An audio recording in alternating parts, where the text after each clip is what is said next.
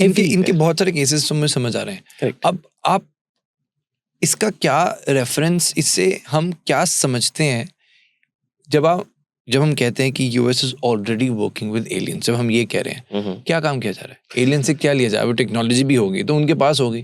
पहली चीज, इनको पकड़ा कैसे जा रहा है? पकड़ भी लिया, हाँ कंटिन्यू. राइट, पकड़ भी लिया या रखा भी गया, व्हाटएवर.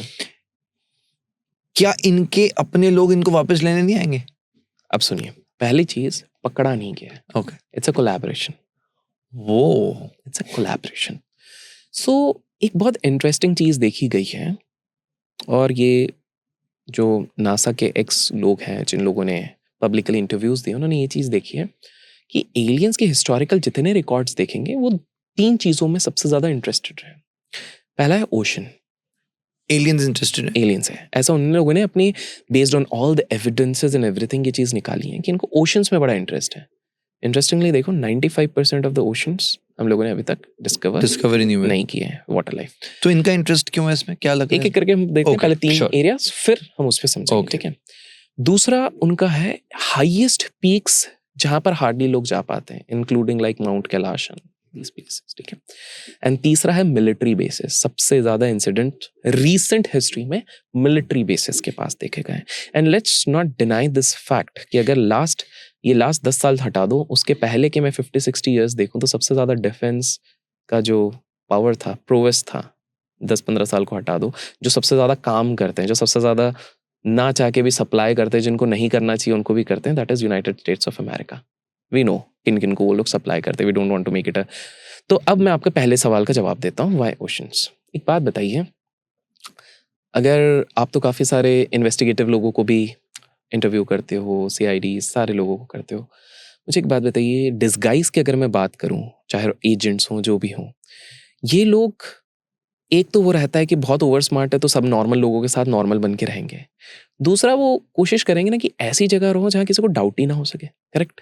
अगर अपने आप को रखना है कि भाई कोई सोच ही नहीं सकता है.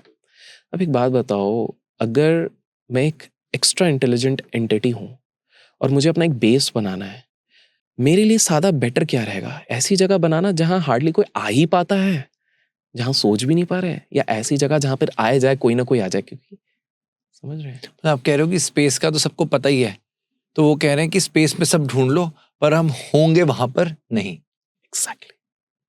सो they are creating their bases. दूसरी चीज है, क्या होता है कि हम बहुत यूनिडायरेक्शनली सोचते हैं.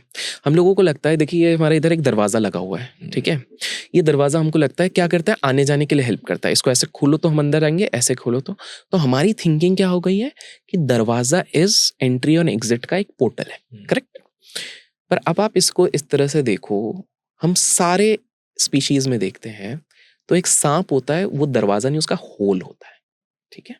एक चींटी होती है, वो एक मिट्टी जैसा दिखने वाला एक स्ट्रक्चर बनाती है, एक बड़ा सा उसमें गैप रहता है. करेक्ट.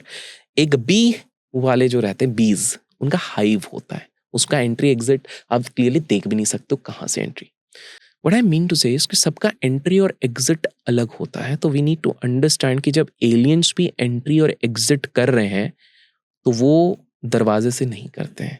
अब इंटरेस्टिंग चीज आप देखिए, बरमूडा ट्रायंगल जहाँ पर है उसको 180 डिग्री आप घुमाते हैं ग्लोब पे, वो जो एरिया आते हैं, माउंटेनियस एरिया आता है, दीज आर द 2 प्लेसेस जहाँ सबसे ज्यादा मिस्टिकल चीजें होती हुई दिखी हैं और एलियन एनकाउंटर्स की कही जाती है. What I mean to say is कि हर कोई दरवाजे से नहीं जाएगा.